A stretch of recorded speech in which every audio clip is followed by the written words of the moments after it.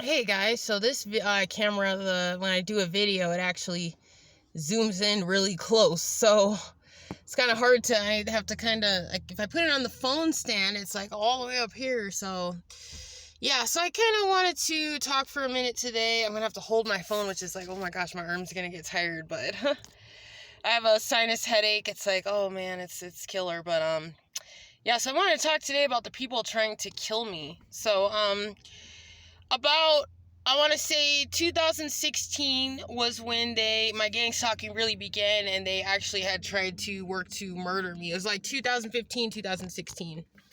So I had one day, I had actually been on a weight loss journey, which I had began because I was 300 pounds, right? I was 300 pounds for many years. I was obese like all my life. I was really obese. So I went on this weight loss journey. I started off slow and started slowly losing weight, like just doing it. But then I ended up dating this guy named John, and he ended up being, kind of abusive in a way, like specifically in certain kind of ways, like subtly, to kind of make me feel insecure about like my weight and how I looked. So I ended up really speeding up my weight loss. Like I was at the gym just every single day. I was like boom, boom, boom, just at the gym, really focused on my diet, doing MyFitnessPal, really counting my calories and watching what I was eating.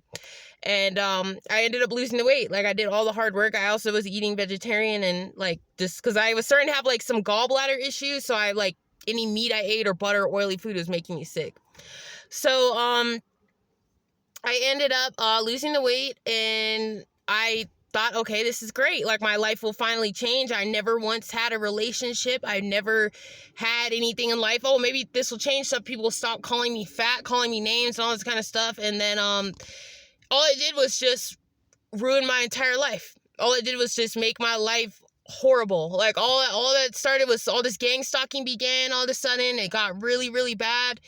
Next thing I know, my like family, grandmother was kind of giving some, not like, I mean, just kind of people were kind of like showing me that they were like not really happy for me losing weight or jealous or kind of like thinking that I thought I was the shit or something like that. I don't know. But yeah, so I ended up thinking, okay, this is great. Oh my God, I finally, accomplished this. And I felt good about my body now, finally felt good about how I looked and my body and everything. And I thought, oh my God, this is great. And then I ended up being gang stalked. So first it all started where my grandma took me out for my birthday. We went to this Ruth Chris Steakhouse. It was called Ruth Chris Steakhouse, and it was in like Playa del Rey. And I thought, wow, this is really nice. This is a really like expensive place. Like, she's taking me to a really nice place. This is nice. And I thought, okay, that's great. So I got some food, and I got like a steak or whatever. Got some food, and then next thing I know, within about 2 days or a day, a day or 2 days, I ended up in the ER. I had severe pain in my stomach right here, like the upper right, like, where your gallbladder is, because I had just got my gallbladder removed. So I had suspected that it possibly was from food being too oily too soon, but I don't think so. I think I was poisoned specifically. I ended up going to Cedars-Sinai emergency room, and then I wasn't told anything about my blood work of what was wrong. All I was just sent was to a hospital room, to an observation area. I was given no information of what was wrong. I was told I had to stay. I could not leave. I was in severe pain. My pain was not being treated. I was being yelled at and mistreated by a doctor. Her name was Maya something. She was Indian. She was like Indian, like Indian or whatever. And she was like being really, really disrespectful for no reason. I couldn't even believe the way I was even being treated in this hospital. I was being tortured in this hospital. I was in severe pain. My blood pressure was high, all this, and they just treated me bad. I had two nurses. They were like African, like really just dark. I remember their faces just being so dark. It was like black, like just jet black. And they were actually laughing at me. They were laughing at me being in pain. I remember then these doctors all came in, and they were looking at the computer on the screen at my blood work, and they were like whispering that something was wrong with my blood work or whatever. Something wasn't right, but they would not tell me. This Maya bitch would just start yelling at me every time and say, oh, there's nothing wrong. There's nothing wrong. It's like, well, why am I being kept here? I've been here for a week now. Why am I being kept here? I feel really, really sick. I'm basically like on my deathbed, and I could tell that I was definitely dying and definitely hurt. And like, I guess for some reason, God let me not die, or I don't know. I guess God prevented them trying to kill me or something like that. But I was left in severe pain, tortured. I even had one of the nurses actually came to me and said that he could not believe the way that I was being tortured, and they should be giving me something stronger for pain, that I should not be treated this way. It was unbelievable. I mean, these people knew something was wrong with my blood work. They were on the computer talking all about it, about how something was very wrong, and like, I could hear them whisper. They just would not tell me or tell me anything was wrong. It was just like, oh. So this was all under a gastroenterologist named Dr. Herman at Cedars-Sinai. I then tried to get all my blood test results, all my information. That was not given to me. So I was denied my medical records. I was not given any medical record at all of anything that had been done. I was treated very bad by everybody just for no reason. I didn't even do anything wrong. I just was treated like an animal. I could not ever believe that even a hospital or anything, I'd never had been treated this way in my life. And it just was all thanks to losing weight that somebody decided they wanted to try to attempt to murder me. So I ended up finally getting out of the hospital, and I ended up just having this pain like in my side of my stomach for a long time. I ended up getting this like exploratory surgery thing to see what was wrong, and they're just really, really evil doctors, just like mad dogging me, just treated very hostile for no reason. And I knew that was all the gang stalking that all started. I just couldn't even believe it. And yeah, so fast forward to before I left California, I had spoken to my dad and had told him about what happened. I told him how I had been, out to eat at Ruth Chris Steakhouse with my grandma, and that my food was poisoned. I was sickened, and I was put in the hospital, and I almost died. I even could feel that something was going on with my heart, where this like whole emergency team had to come in even, and it was insanity. I basically was about to die. So I told my dad about it. My dad had said that most likely my mother and grandmother had been trying to kill me for life insurance money. And I don't know, I kind of thought it was weird, and I kind of like believed it for a bit. I kind of thought about it. I mean, I know somebody was definitely trying to kill me. It's either somebody trying to kill me, either it is this ex-friend with benefit, John, because all he was just a friend with benefit. He wasn't even a relationship, because I was overweight, so I wasn't seen as relationship material. So basically, like, it's one of somebody that tried to murder me and attempt to kill me.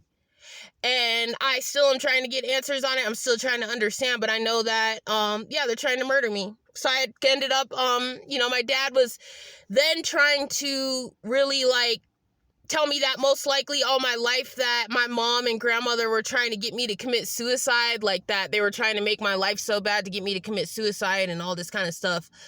And so then he ended up, I told him, I want to move somewhere. I wanted to move to Alaska or something like that. And then he said, I want to get a life insurance policy on you, and you need to sign this before you go anywhere. And it's kind of like, okay, I told him no, and he said, no, well, I don't care if you say no, you're going to sign it. If you go to Alaska or whatever, you're going to sign a life insurance. I want to get life insurance policy on you and this and that. So I strongly now believe that it's my dad who is involved with the gang stalking and who has put this hit on me. See, the thing is, I don't understand. I still don't understand fully or know fully who it is, but I do believe strongly that my dad is involved, because he was living in Texas. All these people from Texas have been gang stalking me nonstop everywhere I go. I keep seeing Texas plates. They're all moving here now. As well as there's been other consistencies where I realized that my father is involved. Like, my father had this Air Force hat on, but then he said that he wasn't in the Air Force. But I see a lot of these people wearing this Air Force hat that are gang stalking me too. So my father is a liar. He probably was working in the Air Force, probably was in the Air Force, not telling me the truth. And it's like, I'm sick of lies. So it just was a bunch of lies. So I strongly believe that he put this hit on me because he wanted a get-rich-quick scheme, or I don't know, maybe he's told people that my organs are worth whatever amount of money, or who knows. But I know that, recently I spoke to my grandfather, and my grandfather had said, I'm surprised you're still alive, basically, like, all that family, I guess, wants and hopes for me is just that I die, or has expected me to just die. And I could just tell that I just am pretty sure that my dad is involved in a lot of my gang stalking and the reason why all this stuff is happening. Cause, yeah, I just can see that, he's into really getting rich quick schemes. He's done a lot of scams. He sets up a lot of scams, like Nigerian type of scams and shit like that. And, I just can definitely tell. I just see all these consistencies. It's just, even when I had seen him back in California, there were just too many, like, consistencies to where I could tell that he is involved in this gang stalking with these people from Texas and with all this stuff going on. And, yeah. So, you know, I am just going to try my hardest to stay as strong as I can. These people are actively trying to murder me. I'm trying to get my cell phone turned on. This cell phone that I have now, the other cell phone I have is causing me I can't even turn it on because it's causing me such a bad headache. And I don't even know what I'm gonna do, because I need to still be able to have a phone to, you know, for an emergency and to, you know, have contact, you know. So it's like, oh, so they've done this on purpose. They've been working to murder me for many years. And yeah, so I don't know if you guys who are also targeted individuals, if you had an instance where, like, they've tried to murder you, but they've tried to murder me. And after that instance, like after several instances of my food being poisoned in California, that all actually triggered me to kind of begin to have an eating kind of disorder a little bit, because I'm afraid to eat. And there's times where, like, if I'm hungry and I'm like in a rush and I like really, like, there's a legit time that it calls to get fast food, like I won't even get it because there's a possibility of, oh, my food's gonna get poisoned, or, you know. So that's where it gets hard. So, I kind of just wanted to share this. It's a really hard, you know, traumatic event that had been done to me and had happened to me. And, I am trying to find out actively if there has been a life insurance policy put on me. I spoke to my mom. She said that you'd have to consent for somebody to, like, put a life insurance policy on you. But I've heard that there are possibilities and instances where people can still get a policy on you even if you don't consent. So it's kind of like, I don't really know, but I just really believe that it's my dad that is involved a lot. Because Ruth Chris, that's a company from Texas. That's a Texas company. And yeah, I mean, I know that mostly the main, like, group, this main, like, gang stalking ring group is mostly coming out of Texas and California. And I'm trying to stay as strong as I can, because basically, like, these people are following me everywhere I go, like, just nonstop. And it's California plates now following me and stuff. And, you know, it really is just sad, because I really love this state. Like, I just got here a year, like 2 years ago or whatever. I had a great year doing all my outdoor activities, and then it's just been ruined. So if I seem really depressed right now, guys, I'm sorry. I'm just really, really depressed, because it's just basically like Colorado's basically done. Like, it's pretty much done. And, you know, I was driving down the road. This car gets in front of me, or it's in front of me. I don't know what it does. It, like, went around me or some shit, and the car has a big white letters, and it says, Colorado, you're about to get Californicated. So basically, like, all I see is just all these temporary plates that people have just moved here, California plates, Texas plates, and I just am under so much stress, because it's like, then the inflation, like, I have to quickly try to make some money so I can save up to just get out of the state.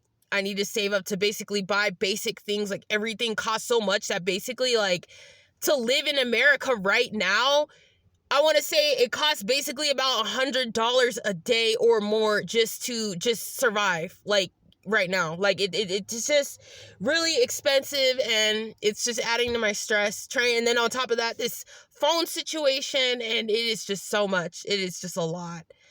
And, you know, but I'm trying to stay as positive as I can. Like, I mean, this area, despite it being, you know, there's a few illegal aliens or whatever, like, it still is a nice area. Like, the hot springs was really nice. Like, I was able to relax that. And they say this is the most, like, relaxing area. So I'm gonna try to get a job, because I really need a job. to afford to live. I just can't afford to live, and I'm starting to feel really stressed out at times, and even just really bad thoughts, because it's like, oh, I just can't afford to live, and I just want to just fully give up, because it's just so extensive, and it's just like I've struggled all my life, and like a lot of times I am depressed and stuff because I lost all this weight to just end up having my life turned upside down to where I'm gang stalked, treated so badly. I never once even got to ever experience a relationship at all in my life. Never once. Never once ever got to experience a relationship, and I did all this hard work, and that kind of could make you feel like you want to just end it all, because when you work so hard and work so hard and work so hard, and then your whole life is made miserable and no doors ever open, nothing ever is made possible, it's hard to not want to just snap and just end it all. And then on top of that, all these people keep on harassing me and bothering me and not giving me any space, just constant. So it's hard. It's really hard. And it's kind of like, but I'm still going to go apply to these jobs anyways and all this kind of stuff, and then see if I could get the phone turned on. But if I can't get the phone turned on, it's kind of like there's pretty much nothing I can do other than inevitably snap. Like, I have no idea what to do anymore. And it's kind of the point where I just feel like almost like I've just been scammed. Like, I did all this hard work, lost all this weight, and I can't go on any dating site because this fatal attraction loser is stalking me on every platform, everything. So I can't even meet a guy. I can't meet anybody at all. So I've never, like, I kind of just feel like there's not really any, like, purpose or future. Like, I'm 31 years old. I'm at the point now where I'm never going to have kids. Like, people are saying, oh, it's not too late. Oh, please, like, you should still have kids. I'm not having kids now. I'm not, because when I get into a relationship, due to the fact that I was obese my whole life, like, once I get into a relationship, I want to go on dates. I want to have sex. I don't want to have any kid. Like, until about, I need 10 years at least, 5 to 10 years at least of dating and having sex and intimacy that I've never gotten to have. So I don't ever want kids. I never do. And I'm never going to have kids due to the fact that things have worked out this way and haven't worked out the right way for me to ever want to have a family. So I kind of, like, honestly, I don't really have much to lose, to be quite honest, because it's like I've never really been given a chance to have anything. I've never been given a chance to experience anything in life, really.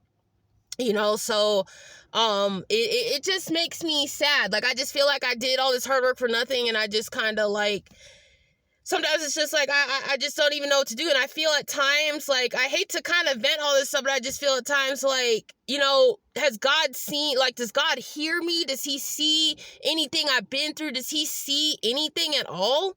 Like, does he exist? That's what I sometimes start to think to myself, because I don't understand what's going on and why God would not step in already and try to do something or remove these people that keep on consistently harassing me, remove this fatal attraction, just do something. And it puts me in a situation where when this doesn't end, it's putting me in a situation where I have to decide whether I'm going to snap or I'm going to keep on taking this bullshit. And it's really, really hard. So it's really, really, really hard. And, it just is kind of like, I just feel like, I don't know. Sometimes there's just times where I just feel like, what's my purpose? Like, what am I here for? Like, what's the purpose? Like, I'm just, every single day, like, it's hard. Like, I have to find where I'm going to go park, find where I'm going to go stay. I have not even one friend in person that I can talk to or get help or talk to, because everyone I come in contact with, it's always some gang stalker that's set to try to pretend to be my friend just to yeah. And it's just like, it's really hard, really hard. So, I just wanted to kind of, talk about what's going on, talk about, like, how I'm feeling and everything for a minute, because things are just really hard.